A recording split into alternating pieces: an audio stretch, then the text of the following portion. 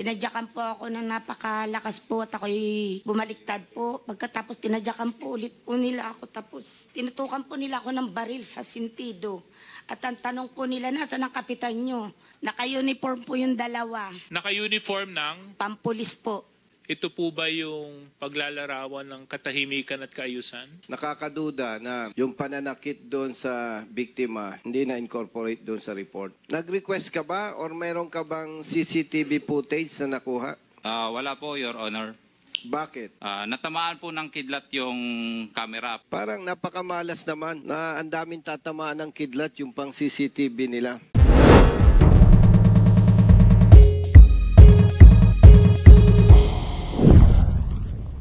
Please raise your right hand. Do you swear to tell the truth, the whole truth, and nothing but the truth in this inquiry? I do. Thank you. Please take your seat. So, can you kindly state your names and your, well, kung may position po sa barangay, tell us.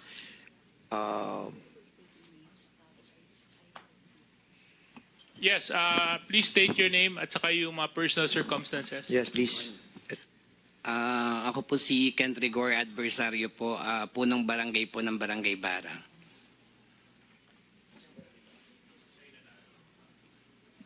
So you're an elected barangay captain. Okay, next please. Ako po si Filomena Gomez, Barangay Tanod po ni Kaping Rigor, adversaryo po. Ako po si Elmer Adversario po. Tatay po ni Kapitan ni Kent Adversario. Barangay Kagawad po ngayon. Okay. So lahat po kayo taga Barangay Bara, tama po? Opo. Pakipatay na lang po yung mic para isa-isa na lang po. So kayo din po yung main characters dito sa nangyari, no? Pwede nyo po bang maikwento sa amin yung mga pangyayari sa Barangay Bara nung araw ng October 29. 29, yes. Bali, ako po, nung araw ng 29, bago po ang isang araw bago ang eleksyon, ako po yung nandun sa aming tahanan. Kasama ko ba aking mga taga-suporta. Namamahinga po kami doon. Tapos po,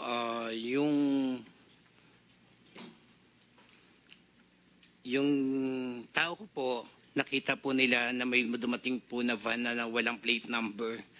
Tapos po yung, naiyak po ako, plate number. Tapos po, kinuha po ako nung aking tao. Ako daw po kasi yung target. Kaya nilak po nila yung pinto. Tapos nandun po, tinakbo po nila ako dun sa likod ng bahay. Ang time pong yun. Tapos yung mga, pumalik po ako ng mga 10 minuto. Pagkatapos po nung pagpasok sa aming bahay, nalaman ko po na nawala na po yung mga gamit po, mga cellphone. Tapos po, may nasaktan po, tinutukan po ng baril ng mga 5 armadong lalaki. So,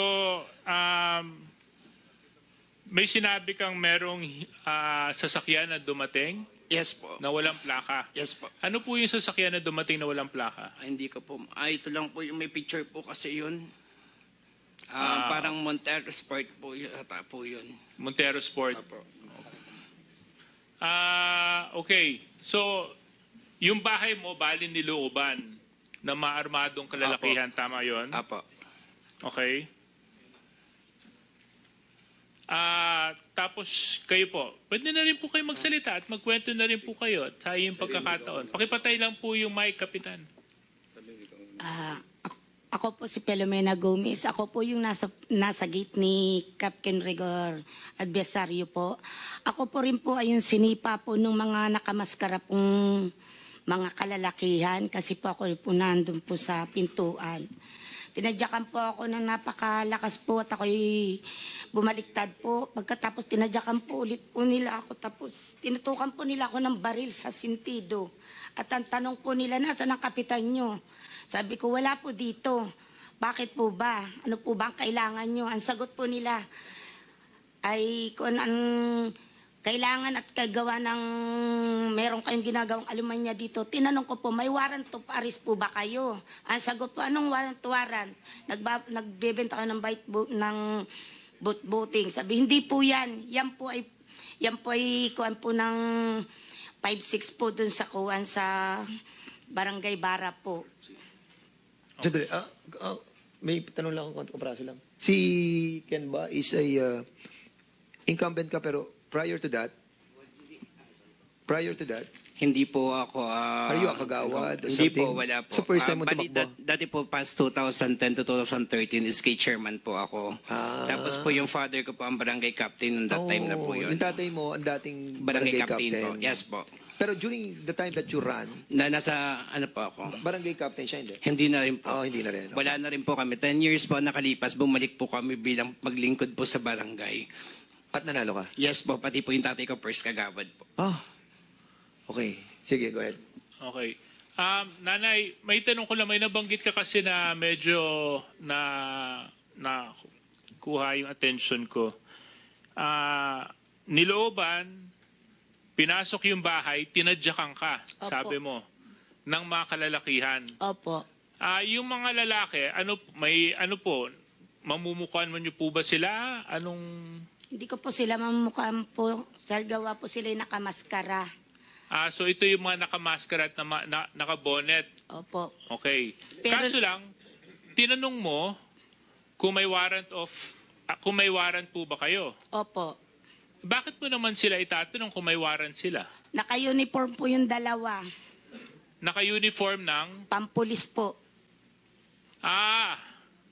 So ang sinasabi mo, may mga nakamaskara, may mga nakabonet, pumasok sa bahay, tinadyakan ka, tinutukan ka ng baril, Opo. at may naka-uniforming pulis. Opo. Kaya mo sila naitanong kung sila po ba ay may warrant. Opo.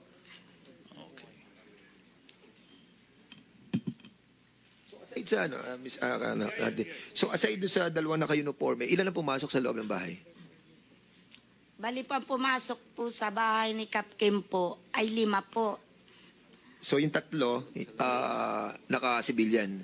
Yung isa po naka-civilian pero yung dalawa po naka-uniform po kulay blue na pulis at puti na nakapulis din po ang tatak. So yung dalawa, kasi dalawa naka-pulis, tapos isa naka-civilian, yung dalawa naka-ano? Puti po, white po, nakapulis ang pangalan. So in Tapos other words, blue, may dalawang naka-uniforme, tapos may dalawang naka-uniforme din na nakasulat pulis. Pulis po. Tapos isa naka-civilian. Opo, kulay black po ang damit. At yun ang pumasok doon sa loob. Sa labas, may nakita kaya? Di, yun na nga po lahat sila pumasok, sumunod pa rin po ako at inaawat ko po sila. Okay, maraming salamat. Tatay, kayo po, may gusto po kayong idagdag? Ako po may dadagdag lang po kasi kami po talaga ay masyadong natruma sa pangyayaring yun. Kasi po, nung kumalibag po yung aming pintuan, ako po yung nasa kwarto, ako po biglang napalabas. At pagsilip po ko sa bintana, ay may isang nakabunit po na nakakulay itim. Kaya po dinubula ko po yung pintuan. At sinandalan ko po para po hindi nila ma-distrong kay aming pintuan. Pero ang nangyari po, naiwan ko dahil ako po ay tinutukan din sa grills namin. So, Comelec, Attorney Anna May, ito po ba yung description nyo ng safe and honest election? Kasi kanina, nung tinanong kita, paano mo ilalarawan yung nangyaring halalan sa Lucena? Sinabi mo, tahimik naman at maayos. Ito po ba yung paglalarawan ng katahimikan at kaayusan? Anyway, you don't have to answer that question, but I think the answer to that is quite obvious. So, next question. Kailan nyo iblinater o sinumbong yung pangyayari? Nung that time din po yun, nung pinasok po kami ng 11 a.m., tapos nag-respond din sila magda-12, then kinuha po kami ng 2 p.m., dinala po kami doon sa police station, nakuha po kami ng statement ng 4 p.m. po. So, rumesponde sila ng alas 12. Mag-alas 12 po yun. Teka lang, kasi medyo taliwas to sa report kanina ng PNP doon sa kanilang Ano nga ulit yung explanation mo doon, description niyo doon na Congressman Caraps? Reconstructed chronological events. So, ang sabi niyo, Kapitan, 12 pumunta sa inyo. Magda-12 po. Nag-imbestiga sila. Opo. Nung Sige po. Okay, kwento mo. Nung bago po nandun na tumating po sila doon, magda-12 po. Tapos pagkatapos po na investigation, mga 2 po kami dinala po sa police, nag-arrive na po. Tapos mga alas 4 po ng hapon kami nakuha ng statement po doon sa police station. PNP, nung nangyari po ito, sinabi nyo kanina, Hepe Valera, you conducted a dragnet. Correct? Yes, Your Honor. So, what was the result of your dragnet? Negative po, Your Honor. So, wala kayong hot pursuit, wala kayong ginawang checkpoints nung nalaman yung may ganitong pangyayari sa bara? Yun na po, Your Honor, yung dragnet. Yun na po yung checkpoints po, Your Honor, ng lahat po ng aming substation. Correct. Kasi, Kapitan, hindi naman kasi ako malimit na pumunta ng bara. Kaso lang sa pagkaalala ko, ang bara, one way in, one way out, di ba? Yes po, yung doon po sa may Dalahican, pero may bago po pinapagawang kalsada po doon. Lalabas din po sa diversion, sa ecotourism po, Kota going to Dalahican, Santa Teresa po. So, hindi pa tapos yung kalsada na yun. So, Hindi pa rin po. So, one way in, one way out. At paglabas mo nung kalsada, papuntang Dalahican, may substation doon. Doon po sa may paggaling pong Baraway po, bago kakanan lang po, mga ilan lang po, nandun po yung substation po ng Dalahican. So, ang sinasabi mo sa akin, Hepe Valera, nag-conduct ka ng dragnet, you had a substation, how many meters away, Kapitan, from Dalahican?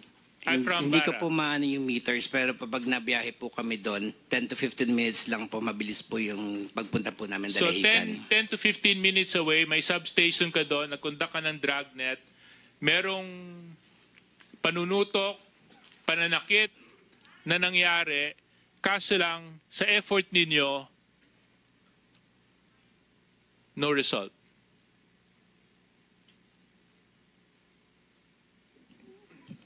Yes, Your Honor. Sa result po ng dragnet operation po namin, Your Honor, ay wala po, sir. It turned out to be negative, sir. Yeah. Let's also point out na sabi din po nung mga nasaktan na biktima, nanay, pagpaumanhin nyo na, na may mga naka-uniforming pulis na nakamaskara. Okay. So, iniisip ko, hindi mo naman sila mamumukaan dahil nakamaskara sila. Meron din pong sinabi dito kanina, nung wala po kayo, na nag-deploy po ng pulis at Coast Guard sa Barangay Bara ng October 30.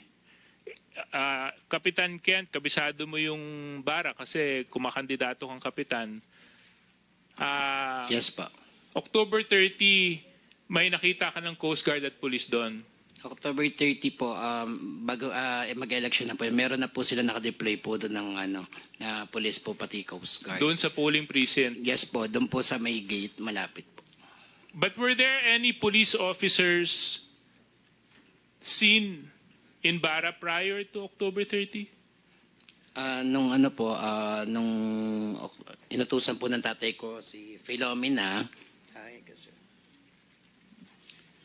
Nung pong 26 po, inutusan ko po si Plumina na pumunta po sa school at may nakarating po sa akin na may mga naka-uniforme na nagbabantay daw po dun sa school na mga naka-uniforme police. Kaya po pinapunta ko po ito.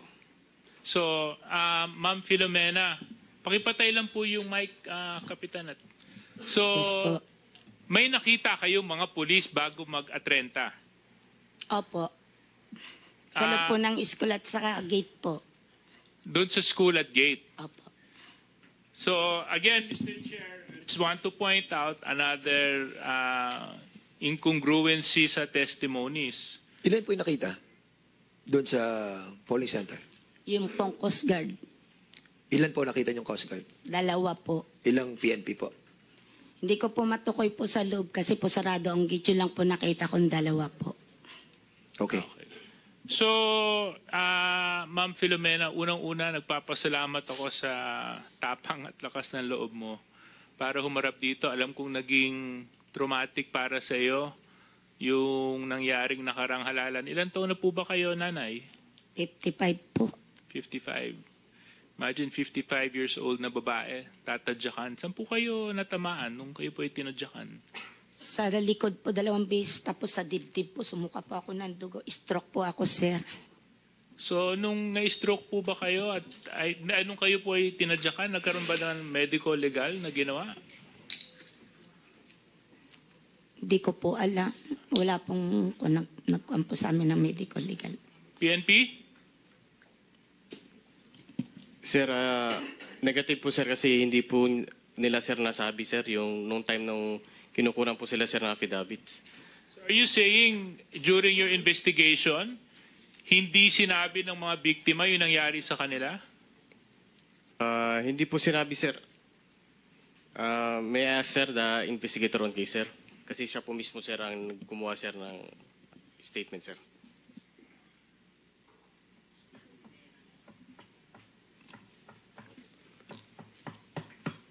Sige, go ahead. Before you speak, did you take your oath as well, ano? Yes, sir. Yes, Your Honor. Last time, Your Honor. Sige, go ahead. Your Honor, nung pong kinukunan ko po ng salaysay si Nanay Filomena, wala po siyang nabanggit po nung regarding po dun sa ganun pong pangyayari. Walang ganung pangyayari. Yung sinasabi ni nanay? Doon sa report ninyo? Yes, Your Honor. Ano? So, ano nakalagay sa report ninyo? Sige, DS, please. Police, what's your name again? Sige, ano nakalagay sa report?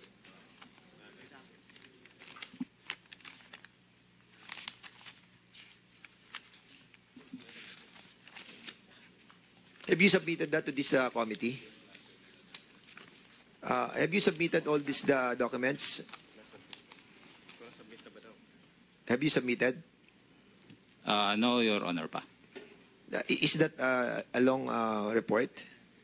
Yes, Your Honor. Affidavit po nung mga victim, then yung pong, witness po, sir po. Witness at saka po ni complainant po. Oh, so nagpa-blatter sila, binigyan mo sila ng copy? Meron po. Do you have a copy, nanay? Can you kindly give us the copy? And at the same time, you give us a copy as well? Yes, Your Honor. Ako, Chairman, hindi naman ako investigador, no? Kaso lang, I think it would be standard operating procedure by the police na pero kung merong ganitong report, ang unang itatanong, meron bang nasaktan sa inyo? Meron bang may tama po ba? May kailangan dalhin sa ospital? Siguro yun ang ilang sa mga itatanong. Kaso lang, medyo nakakagulat na base po sa report ng PNP, hindi pala naisalaysay yun. Tama po ba ako doon? Yes, Your Honor. Wala po dun sa salaysay po ni Nanay Filomena po. Isn't it a standard operating procedure that, of course, that's a pagpasok sa bahay, di ba? Kasi sometimes you have to structure your questions, no? Sometimes it's structure ng questions mo, nadidetail mo yung lahat ng mga pangyayari. Yes, diba? Your Honor. Excuse po. Basta po yung may victim po siya na nag-report, regardless of kung nasaktan po o hindi, talaga pong tinatanong kung nasaktan po siya, kailangan po ba niya ng medical Kaya attention. nga, tinanong mo siya. Yes, Your Honor. Oh, tinanong, ba't wala nasa affidavit? Wala. Wala po, Your Ba't Honor. di mo nilagay sa affidavit? Tinanong mo pala eh. Kung tinanong mo, dapat nilagay mo sa affidavit. And thereafter, tinanong mo siya kung okay siya. Tapos, dapat kung merong kailangang dalhin siya sa medical officer, ginampanan natin sana yun, di ba? Anyway, sige. Mr. Chair, go ahead. if I may. Congressman Busita. Ate Filomena, yung po ba, during the investigation, naikwento po ba ninyo sa investigator yung pananakit sa iyo? Opo. Sinabi ko po yung pangyayari lahat. Mr. Chair, hindi ko natatanungin yung investigator, pero nakakaduda na yung pananakit doon sa biktima hindi na incorporate doon sa report. Madam Pilomena, paano po ninyo nasabing naka-uniforme ng pulis? Familiar po ba kayo sa uniforme ng pulis? Opo. Anong kulay po yung natatandaan ninyo? Kulay blue po. Blue. Opo. Yung pantalon o pang-itaas? Yung pong pampulis po talaga. Siyempre, Pampangkas po. natatakot ka nun at nakabonet yung sinasabi mong nanakit sa'yo. Nakatungo ka ba o papaano? Karap po ako kaya alam ko po. Kasi nung tinutukan po akong baril, siya po yung nakatutok sa akin. Napansin po ba ninyo yung sapatos nung sinasabi mong naka-uniforme ng pulis? Opo. Di po ba pwedeng... Ano po ang kulay ng sapatos? Black po. Ano pa ang napansin mo? Kuwan po yung baril po nila. May baril po Hindi, doon sa sila eh. sapatos niya, anong napansin mo? Bilog po yung sintas po. Pampulis po talaga. Pampulis talaga. Opo. Bakit mo nasabing pampulis talaga? Kasi nakakakita naman po kami sir ng ganun po eh. Di ba yung sapatos natin, sometimes yung parang yung color niya medyo magaspang or makintab o makinis. Anong napansin mo? Yung makinta po yung sinashine po.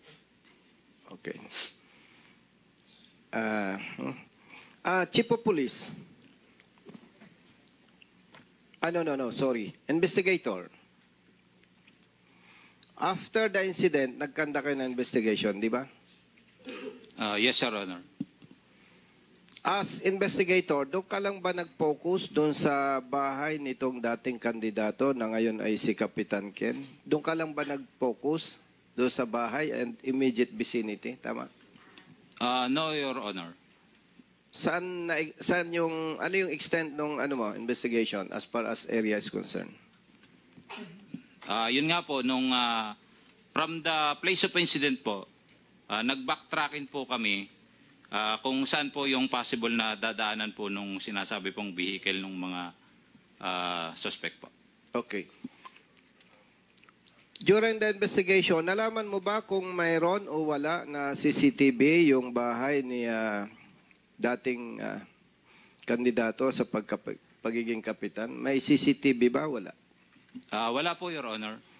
Doon sa ibang mga, siguro yung immediate establishment or kung hindi man, yung dadaanan ng sinasabing alleged sa Montero Sport, may CCTV ba? Wala. Meron po, Your Honor. Saan? More or less, ilang kilometers or how many meters yung distance dito doon sa bahay ni Kapitan Ken? May padadala ako sa pictures. Meron pong isang pinakamalapit po kung saan nga po yung sinasabi pong getaway vehicle, doon po siya namataan. Then doon po sa palabas na po siya, doon po sa dati pong kapitana ang yung pong CCTV camera. Dating kapitana. Okay. So sinasabi mo na mayroong dalawang area or establishment, bahay, na may CCTV. Tama ano? Yes, Your Honor. As investigator, nag-request ka ba or mayroon ka bang CCTV footage na nakuha? Wala po, Your Honor. Bakit?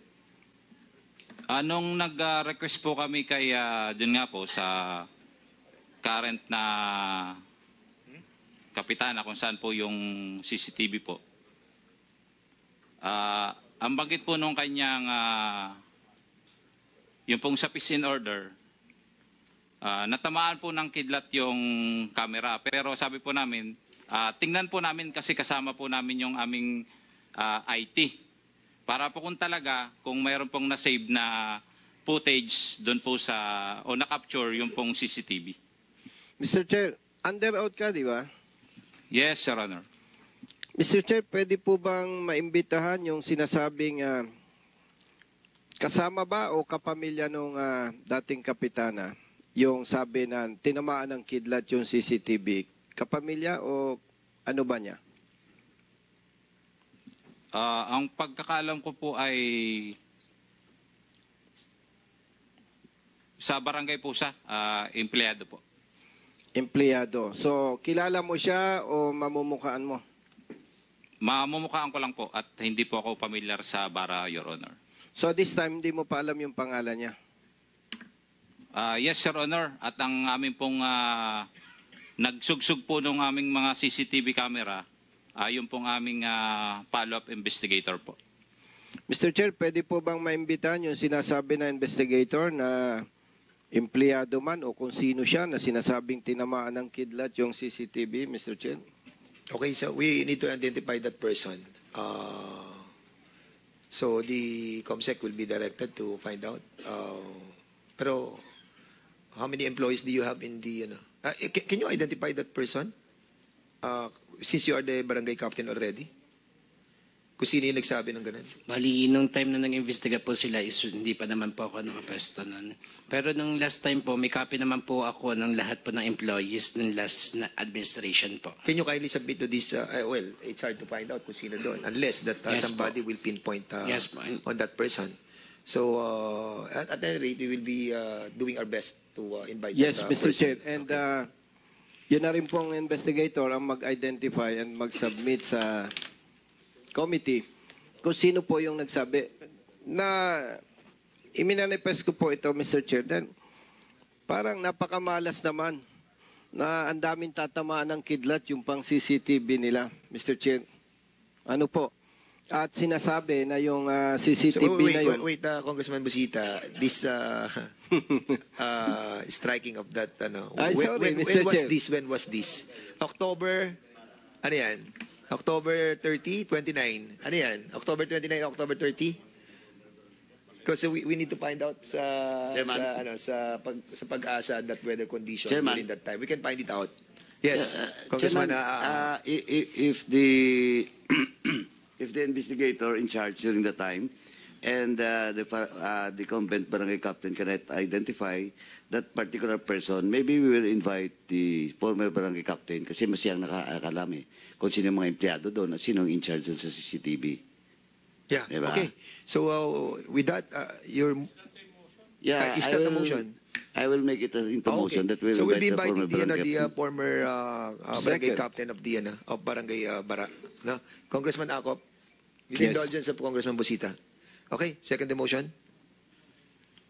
May I ask the investigator, is this an election offense or a criminal offense?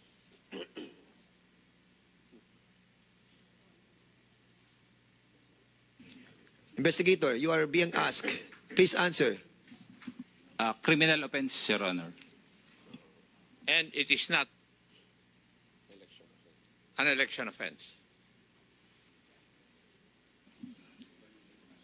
Yes, Your Honor. It is not an election offense. Are you aware of the election code of this country?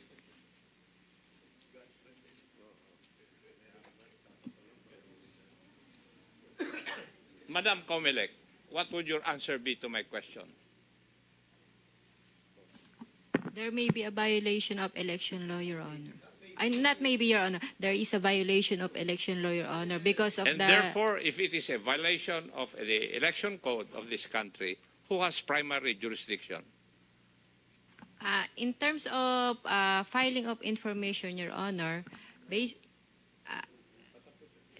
a primary, sir, is the commissions on election, and we have a concurrent jurisdiction, Your Honor, with the office of the prosecutor, Your Honor. Under the election code of this country, it is enumerated there, the prohibitory acts. Tama po ba? Yes, Your Honor. Yes. Ang naka-enumerate doon, I think, sa prohibited acts, yung nangyari sa Barangay Bara, Lucena City, Province of Quezon. Tama? O ano po ang ginawa ninyo? Ito pong nangyari ito. Remember, it is a day before the election day and within the election period as provided for by law. Sir, it was not reported as an election-related incident to us, Your Honor. Oo nga, kasi hindi alam ng pulis kung whether it's an election offense or a criminal offense. Di ba? Kaya nga siyang una kong tinagunong eh. Di ba? Kasi kung election offense ito, pwedeng kayo ang prosecutor eh. Di po ba? Yes, Your Honor. Oh, kayo ang pagpapailan ng kaso under the law. And you would have decided otherwise siguro kung sa inyo i-final. Alam mo ba yon, investigator?